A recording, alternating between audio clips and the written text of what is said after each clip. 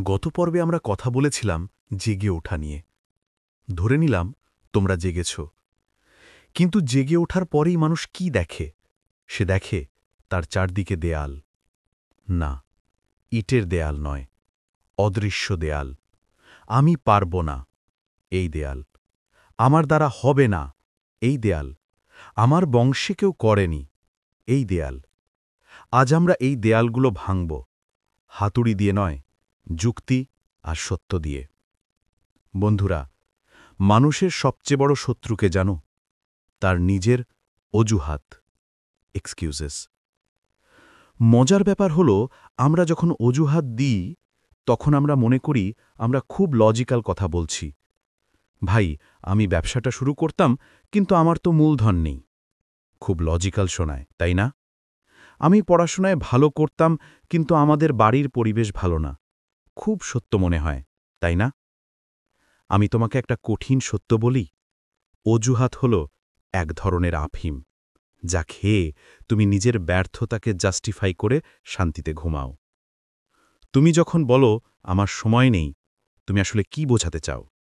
এই পৃথিবীতে বিল গেটসের কাছেও ২৪ ঘণ্টার সময় আছে, এলন মাস্কের কাছেও ২৪ ঘণ্টা, রাস্তার ভিক্ষুকটির কাছেও ২৪ ঘণ্টা, আর তোমার কাছেও সেই ২৪ ঘণ্টাই আছে। ঈশ্বর কাউকে ১ মিনিট কম বা বেশি দেননি। পার্থক্যটা সময়ের অভাবে নয়, পার্থক্যটা প্রায়োরিটি বা প্রাধান্যের। তুমি বলো না যে আমার সময় নেই, তুমি বলো এটা আমার কাছে এখন গুরুত্বপূর্ণ নয়। ফেসবুকে স্ক্রল করার সময় তোমার আছে, কিন্তু স্কিল শেখার সময় নেই। তার মানে তোমার কাছে বিনোদনটা সাফল্যের চেয়ে বেশি গুরুত্বপূর্ণ। সোজা কথা, নিজেকে মিথ্যে বলা বন্ধ করো। তোমরা কি সার্কাসের হাতি দেখেছ? বিশাল একটা হাতি, অথচ তাকে আটকে রাখা হয় পায়ের সামান্য একটা দড়ি বেঁধে। ওই হাতি চাইলে এক টানে দড়ি ছিঁড়ে পুরো প্যান্ডেল থচনচ করে দিতে পারে, কিন্তু সেটা করে না। কেন? কারণ যখন হাতিটা ছোট ছিল তখন তাকে মোটা শেকল দিয়ে বেঁধে রাখা হতো। ছোট হাতিটি হাজার চেষ্টা করেও সে শেকল ছিঁড়তে পারত না। চেষ্টা করতে করতে তার মাথায় একটা বিশ্বাস ঢুকে গেছে যে এই বাঁধন ছেঁড়া আমার পক্ষে সম্ভব নয়। আজ সে বিশাল শক্তিশালী হাতি হয়ে গেছে, কিন্তু তার মানসিকতা সেই ছোট বাচ্চার মতোই রয়ে গেছে। তোমরা, হ্যাঁ তোমরা যারা সামনে বসে আছো, তোমরা হচ্ছ সেই হাতি। অতীতে হয়তো একবার ফেল করেছিলে, তাই মেনে নিয়েছ তুমি মেধাবী নও। কেউ হয়তো বলেছিল তোর চেহারা ভালো না, তাই তুমি মেনে নিয়েছ তুমি স্মার্ট নাও। কোনো এক ইন্টারভিউতে বাদ পড়েছিলে, তাই মেনে নিয়েছ চাকরি পাওয়া তোমার কর্মে নেই। এগুলো সবই হাতির পায়ের দড়ির মতো। এগুলো সত্যি নয়, এগুলো তোমার লার্নড হেল্পলেসনেস বা শেখানো অসহায়ত্ব। একবার টান দাও, জোরে একটা টান দাও, দেখবে তোমার বিশ্বাস নামের ওই দুর্বল দড়ি ছিঁড়ে গেছে। তোমার শক্তি তোমার কল্পনার চেয়েও বেশি। এবার আসি সমাজের কথায়।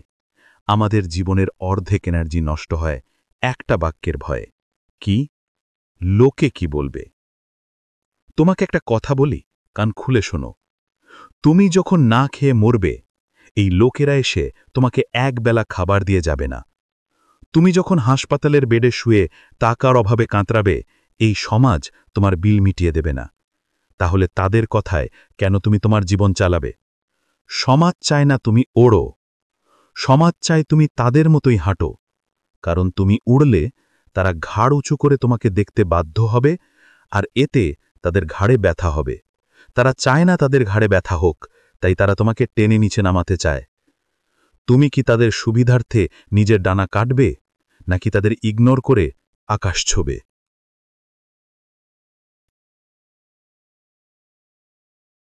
তোমরা বলো রিস্ক নিতে ভয় লাগে। ভাই, তুমি তো অলরেডি রিস্কের মধ্যে আছো। তুমি যে সাধারণ জীবন কাটাচ্ছ, এটা সবচেয়ে বড় রিস্ক। কারণ আগামী ৫ বছর পর টেকনোলজি যখন বদলে যাবে, আর্টিফিশিয়াল ইন্টেলিজেন্স যখন কাজ করবে, তখন ওই তোমার সেফ চাকরিটা আর থাকবে না। তখন কি করবে? রিস্ক নেওয়াটা বিপজ্জনক নয়, একই জায়গায় দাঁড়িয়ে থাকাটা বেশি বিপজ্জনক। এবার শ্রোতাদের উদ্দেশ্যে আঙুল তুলে আজ আমি তোমাকে চ্যালেঞ্জ করছি, তোমার সেই নোটবুকটা বের করো যেখানে তুমি তোমার অজুহাতগুলো লিখে রেখেছ। আমার টাকা নেই, কেটে দাও। টাকা না থাকলে বুদ্ধি খাটাও, পার্টনার খোঁজো, ছোট থেকে শুরু করো। পৃথিবীর সব বড় কোম্পানি গ্যারেজ থেকে শুরু হয়েছে। আমার সাপোর্ট নেই, কেটে দাও। তোমার নিজের 2 হাত আর 2 পা আছে, এর চেয়ে বড় সাপোর্টার কি চাই? আমার বয়স হয়ে গেছে বা আমি খুব ছোট, কেটে দাও।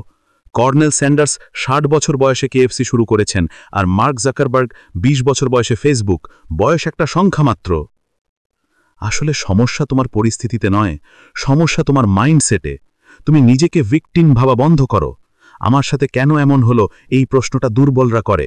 জয়ীরা প্রশ্ন করে, যা হয়েছে এরপর আমি কি করতে পারি? পরিস্থিতি তোমার হাতে নেই, কিন্তু পরিস্থিতির প্রতি তোমার প্রতিক্রিয়া, রেসপন্স 100% তোমার হাতে।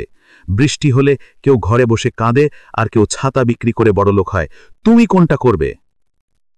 দেয়ালটা ভাঙতে হবে বন্ধু, ভয়ের দেয়াল, লজ্জার দেয়াল, আলসেমির দেয়াল। তুমি কি জানো তোমার এবং তোমার স্বপ্নের মাঝখানে দাঁড়িয়ে আছে কে? তুমি নিজেই। তোমার ওই ছোট আমিটা যে তোমাকে বলে, থাক না, কাল করব, আজকে একটু রেস্ট নেই। ওই ছোট আমিটাকে গলা টিপে মারতে হবে। তুমি যদি আজ এই হল থেকে বের হওয়ার সময় একটা সিদ্ধান্ত নিয়ে বের হতে পারো যে আমি আর কোনোদিন পরিস্থিতির দোহাই দেব না, তাহলে ভাববে এই সেশন সফল।